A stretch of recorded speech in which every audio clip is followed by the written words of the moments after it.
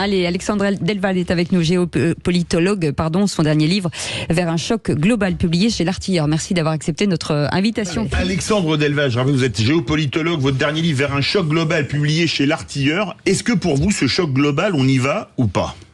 Oui, nous sommes dans un choc global. Je pense qu'il faut être réaliste, qui n'oppose pas d'ailleurs que les tyrans, les méchants dictateurs et les gentilles dictatures. Et les gentilles démocraties, puisque nous-mêmes, les démocraties, nous avons quelques alliés qui contrairement à la Russie, n'ont même pas d'élection.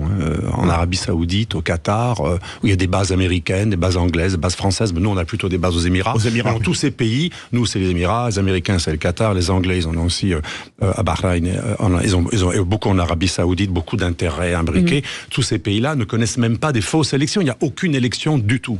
Donc je pense qu'il ne faut pas présenter les choses comme, c'est mon avis, démocratie contre dictateur, parce que les choses sont beaucoup plus compliquées que cela. Par contre, il y a une architecture de sécurité, vous avez raison d'évoquer ça, je crois que c'était vous, il y a une architecture de sécurité en Europe qui est devenue problématique à partir de 2004-2005, lorsque les néoconservateurs qui ont déstabilisé l'humanité, et pas que l'Irak, ont voulu installer des batteries antimissiles, qui sont en fait, pour nos auditeurs, un antimissile, c'est un missile. Ça peut servir aussi à détruire un objectif. Donc quand on a installé, ça m'a même fait rire nos auditeurs, George Bush fils voulait mettre des batteries d'antimissiles dans 3 pays d'Europe de l'Est, il y en a eu un seul qui a été retenu, pour protéger les pays d'Europe de l'Est contre la menace iranienne balistique. C'est vrai que les Iraniens ont fait une fixette sur l'Europe de l'Est, tout le monde le sait, tout le monde le sait que c'est leur ennemi, etc. Et donc les Russes avaient parfaitement compris, c'était contre eux, et c'était pour annuler leur défense, leur dissuasion, et pour rapprocher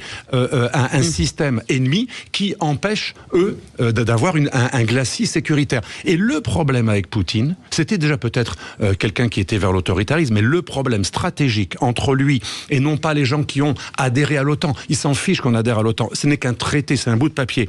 Par contre, quand on adhère à l'OTAN, qu'on installe des bases tournantes ou fixes, ou des missiles, ou des antimissiles, là ça devient ce qu'on appelle un truc sérieux. Imaginez le Canada ou le Mexique qui acceptent des bases ou des missiles ou des antimissiles russes ou chinois. Croyez-vous un instant que bien qu'étant une démocratie, l'Amérique serait restée à dire c'est le droit des Canadiens. Il y a eu la crise de Cuba en 62. On a vu la réaction, ils étaient prêts à une troisième guerre mondiale, y compris nucléaire, pour que les Russes retirent leurs missiles de Cuba. Ce qu'ils ont accepté en échange du retrait des missiles, des euromissiles et des missiles en Turquie, et donc occidentaux en Turquie. Donc on voit bien que ces deux empires qui veulent un glacis autour d'eux, des zones tampons. Chez les Américains, c'est la doctrine Monroe. Personne ne peut se mêler des affaires américaines. Donc les Américains ont le droit à une doctrine Monroe et les Russes non. Pourquoi ? Parce que justement, le débat est faussé. Parce qu'on raisonne en démocrate contre méchants non-démocrates. Donc nous, j'ai parlé à des gens de l'OTAN encore récemment à Bruxelles, et un de mes amis qui est analyste à l'OTAN, il me disait, mais nous, c'est différent. Nous, quand on s'étend dans le jardin de quelqu'un d'autre, d'un empire voisin, c'est différent. Nous, on a le droit parce qu'on est une démocratie.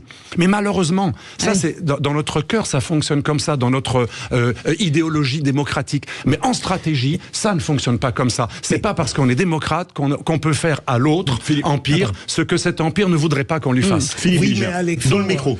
Le monde, comment dirais-je, a toujours fonctionné de cette manière, et est-ce que votre analyse, sur un certain plan, en étant lucide, j'en ai bien conscience, ne vise pas à sous-estimer la gravité de l'invasion de l'Ukraine?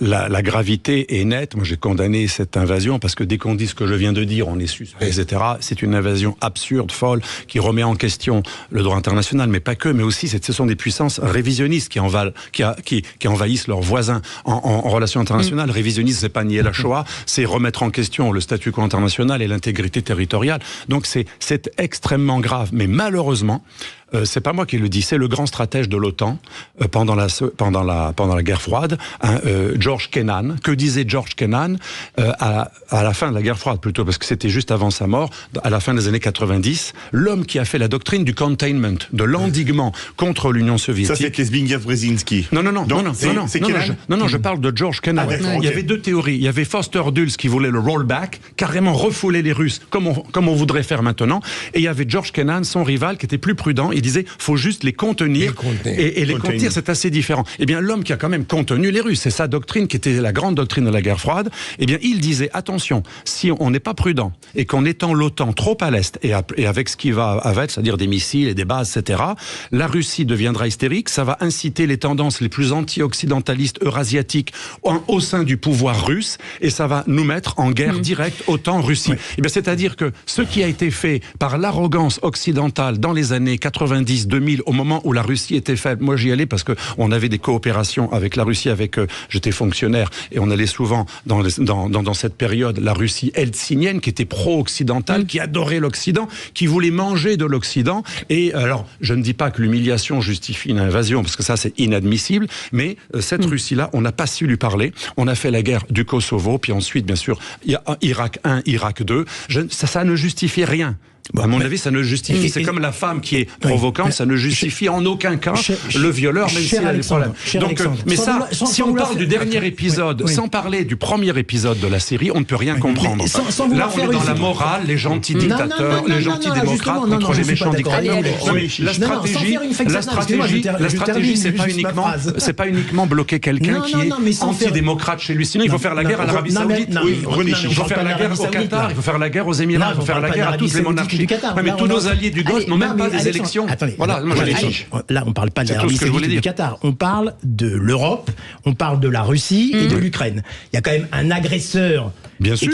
Attendez, je termine. Un agresseur qui est quand même un pays extrêmement dangereux. Je parle de ses dirigeants, en l'occurrence de Poutine. Non, parce que j'ai l'impression que vous balayez quand même d'un revers qu'il ne s'agit pas quand même, quoi qu'on dise, à mon avis, d'un combat quand même entre un pays totalitaire et un tyran qui s'appelle Poutine. Poutine qui est un véritable dictateur. On l'a vu encore avec vous le dites constamment, dictateur, mais c'est pas ça qui explique la situation. Dans la situation actuelle, il y a ce Poutine, bien sûr, c'est pas un Hitler, c'est n'importe quoi, ceux qui disent ça. C'est quand même un homme très dangereux, on le voit encore dans ses discours. Et en face, il y a une Europe qui est quand même détentrice des libertés, d'une liberté d'expression, d'une liberté d'opinion, qui voit un pays qui agresse un autre petit pays, et qui est un pays en plus qui a des visées expansionnistes. Ça, vous ne pouvez pas le nier. Mais si vous m'avez écouté tout à l'heure, j'ai parlé. Alors là, c'est pas très honnête intellectuellement, parce que j'ai dit que c'était une puissance révisionniste. C'est le mot le plus fort en relations internationales pour désigner un pays qui envahit l'autre et qui bafoue le droit international. Mais la raison n'est pas la démocratie contre la dictature. La raison, elle est autre. Il y a deux empires. Il y en a un qui a réussi à avoir des glaciers autour de lui, de ne pas être encerclé. L'autre se sent encerclé. Je dis pas qu'il a raison. Je dis il se. Mais avec ce discours, excusez-moi, mais c'est comme les relations internationales ne fonctionnent pas avec l'émotion. Les relations internationales, c'est pas de l'émotionnalisme. Ça, c'est la politique. L'émotionnalisme, c'est la politique. C'est le même discours et même plus loin. La propagande de Poutine, laissez-moi finir. La propagande poutinienne qui traîne sur les réseaux est étrangement similaire jusqu'à utiliser le même graphisme. On a des copier-coller d'images hitlériennes des années 30 qui sont reprises par Poutine ou ses mouvements. Donc le parallèle, oui, il existe. Et l'histoire, on aurait dû peut-être un petit peu plus l'écouter à l'époque.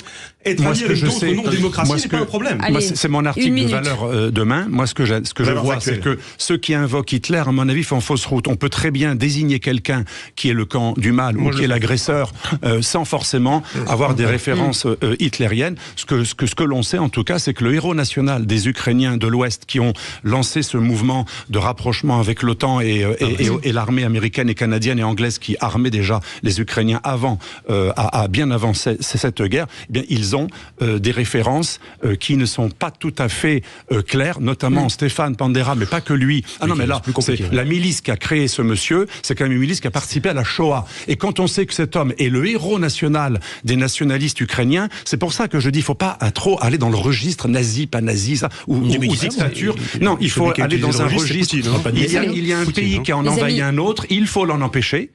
Mais je pense que ce n'est pas un problème d'une dictature, c'est ça que je veux dire tout à l'heure, contre une démocratie, c'est autre chose. Il y a deux empires, et les pauvres Ukrainiens, ils sont utilisés par un empire et par un autre, ils sont envahis par l'un, utilisés par l'autre, et vous verrez, on va faire mourir jusqu'au dernier Ukrainien, et vous verrez comme pour les Kurdes, les Américains tout à coup lâcheront leurs Ukrainiens une fois qu'il y aura eu 1 million de morts, et vous verrez, ils s'entendront, ils iront à la table des négociations avec les Russes, parce que vous le vouliez ou non, un pays qui a 7000 têtes nucléaires, c'est quand même pas l'Irak. Vous pouvez pas le traiter en vaudant kick his ass, hein, à l'américaine cowboy.